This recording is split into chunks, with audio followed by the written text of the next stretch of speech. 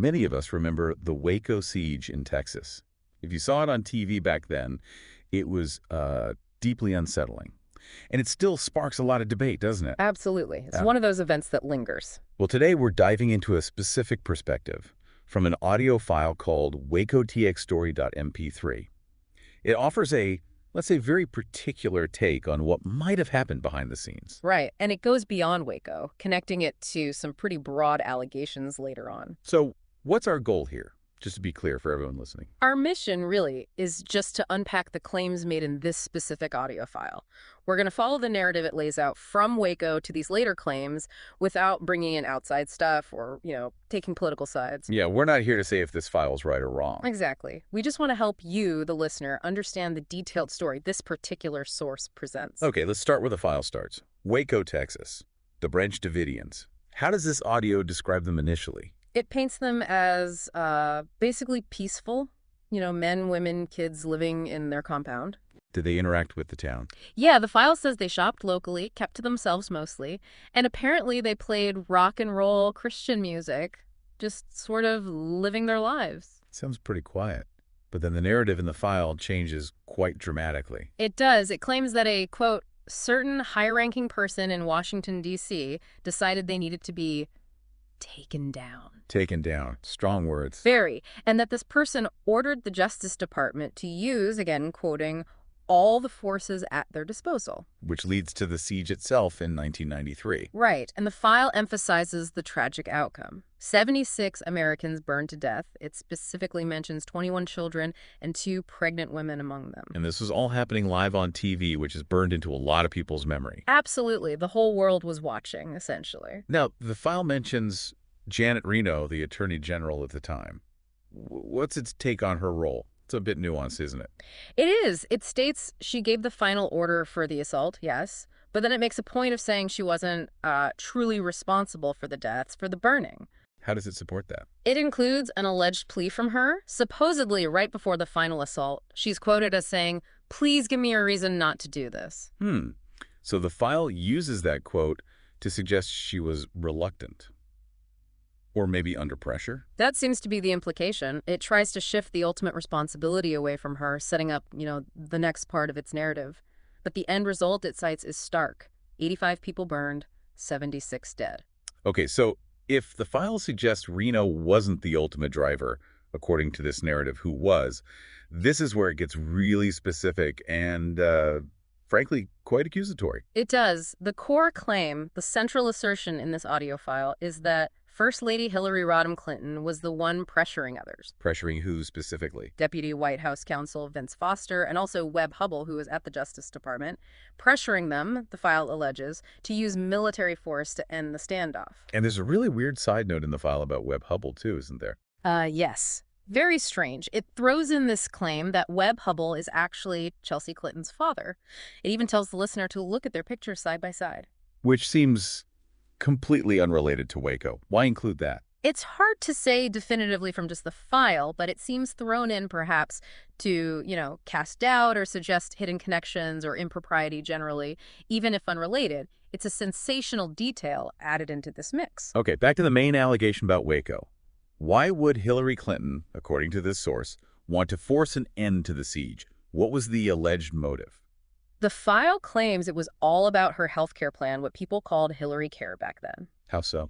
It alleges she was leading this, quote, illegal effort for an overreaching health care plan and desperately needed the media's attention focused on that. And Waco was in the way. That's the argument presented. Waco was dominating the news, getting all the airtime, and the file claims she wanted it gone so the focus could shift back to her initiative.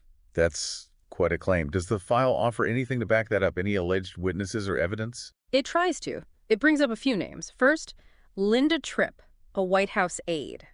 The file suggests her account points to Vince Foster transmitting the order, supposedly under Mrs. Clinton's direction. Sorry, who else? Then there's a mention of a special forces expert, Steve Barry. He apparently claimed Mrs. Clinton set up a special crisis center right in the White House just for Waco, and that Vince Foster was working there with her. A dedicated Waco crisis center run by her. That's the claim in the file. And it adds one more piece. T. March Bell, described as a former House Waco investigator. What did Bell allegedly say? The file says Bell recalled getting anonymous calls, supposedly from Justice Department managers and attorneys, and these callers allegedly said the pressure on Janet Reno was coming from Webb Hubble, but that the ultimate source of that pressure came from the First Lady. So multiple alleged sources all pointing in this narrative towards the First Lady's involvement and pressure. According to this audio file, yes, that's the picture it paints. And Viz Foster is central to this part of the story. The file really digs into his alleged role and his state of mind. It does. It portrays him as deeply affected. There's an account from his widow mentioned. Yes. The file includes a claim from his widow that Foster was, quote, fueled by horror at the carnage at Waco, for which the White House had ultimately been responsible. It's presented as a very personal, emotional toll. That's intense. And Linda Tripp's observations are also included. Right. The file details Tripp's view of him. She apparently described him before Waco as dignified, decent, caring, smart, a good man. But after Waco, a total change, according to Tripp in this account. When the news broke on TV about the fire, she allegedly saw his face, his whole body slumped, and his face turned white, saying he was absolutely crushed knowing the part he had played. And Tripp, in this file's telling, attributed that part he played to Mrs. Clinton's direction. Yes, the file explicitly links his distress to carrying out alleged orders from her. It really leans into this personal testimony to build its case about his emotional state. And the file makes a point of contrasting Foster's reaction with Hillary Clinton's alleged reaction. It does. It highlights what it calls a marked contrast between Foster's supposed heartfelt emotion and hers, further attempting to frame him as maybe the conscience-stricken one in this scenario. This leads us, tragically, to Vince Foster's death just 3 months later.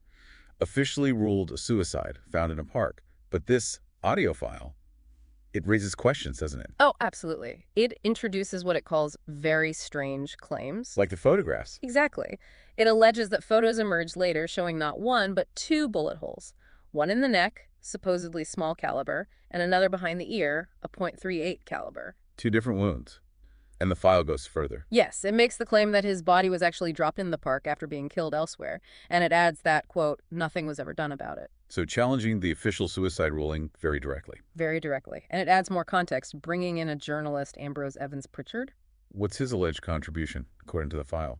The file states that Evans Pritchard claimed Foster was actually drafting a letter about Waco on the day he died, trying to connect his death explicitly back to the Waco incident. And then there's the detail about his office files. That sounds pretty dramatic in this telling. Extremely. The account claims Foster had a specific Waco file, kept locked up, totally off limits, but the moment he died... What does the file claim happened? It alleges people, presumably from the White House, raced to his office, unlocked his door, broke open that filing cabinet, and emptied it of all its records. Crucially, it says this happened before the FBI could secure the scene. Implying a cover-up of Waco-related materials. That's clearly the implication the source wants the listener to draw. Okay, so the file lays out this incredibly dark, complex narrative around Waco and Foster's death. But then it pivots, right? It connects these events to, well, something else entirely. It does. It sort of uses the Waco allegations as a foundation to build towards claims of ongoing corruption, specifically financial corruption. How does it make that leap? It starts with a pretty pointed statement. Yeah, it says something like, you would think ordering the slaughter of 76 innocent Americans just so you could get the news headline back for your healthcare plan would be enough. That's provocative. It's almost asking, why isn't that the main story? Exactly. And then it introduces Dr. Jerome Corsi from WorldNet Daily, author of a book called Partners in Crime. And what's Corsi's angle, according to this file? The file says Corsi focuses on what he calls a much easier offense to go after, something termed endurement. Endurement, what's that? As explained in the file, it's basically running a charity for your own personal benefit. Corsi apparently cites the case of Congresswoman Corrine Brown as an example of this type of charge. And why is that supposedly easier to pursue than, say, proving a direct quid pro quo? Corsi's argument, as presented here, is that you don't need to prove a specific exchange. You just need to show the financial reporting looks fraudulent. How so? The file quotes Corsi saying, you show the reporting is so apparently fraudulent and so masking of money that you can see discrepancies. He specifically mentions comparing UN reports of donations to what the Clinton Foundation itself reported receiving. Suggesting the numbers don't add up. Precisely. Yeah. That the foundation allegedly reported receiving less than what donor entities, like the UN, reported giving. Which leads the source to ask the listener directly. Right. It asks, where did the additional missing money go? And then it suggests, I bet you can match it up with their personal bank accounts or their offshore accounts. A very direct accusation of personal enrichment. So the focus shifts squarely to the Clinton Foundation. How does the file describe its activities? It says it started, for Bill Clinton's presidential library, but then, it claims, it expanded into disaster relief, mentioning work in India and Haiti specifically. Okay, standard enough, but then comes the allegation. Yes. The specific claim in this file is that Bill Clinton would raise huge sums, hundreds of millions of dollars, for these relief efforts. But the file alleges only a tiny fraction, maybe just 10%, was actually spent on the stated relief purpose. And the rest. Where does the file claim the other 90% went? It alleges the rest went to enriching the Clintons personally to the tune of, quote, hundreds of millions of dollars. That's a massive accusation. It even makes a claim about their employment history. It does, a very stark claim that the Clintons never held a job in their lives except for the Clinton Foundation and essentially ripped it out of the foundation. Wow. Okay. And how does this whole section of the audio file wrap up? It seems to have a final comment on why these allegations aren't more widely known. Yes, it concludes this part with a critique of the, quote, mainstream media. It talks about their alleged collusion and propaganda. Using that old phrase. Yeah, saying they strain at a gnat and swallow a camel, implying the media focuses on minor issues while ignoring these huge alleged scandals presented in the file. So a critique of the media is used to explain the alleged lack of attention to these claims. That appears to be the function of that comment within the narrative, yes. We've certainly covered a lot of ground, unpacking the narrative from just this one audio source. It weaves together some incredibly serious allegations. It really does, starting with the tragedy at Waco, the alleged hidden motives, the questions around Vince Foster's death, and then pivoting to these sweeping claims about the Clinton Foundation and financial enrichment. It's quite a complex and deeply unsettling picture painted by this single source. And it really underscores, doesn't it, how different sources can present such wildly different narratives about the same events and people. We've just explored the specific story laid out in this Waco txstory.mp3 file. Exactly, focusing only on what it claims and the connections it draws. So maybe a final thought for you, the listener, to consider as you process all this from the source material. How do deeply unsettling historical events like Waco change in our understanding when viewed through the lens of conflicting narratives or later allegations about power, influence, and what accountability really means?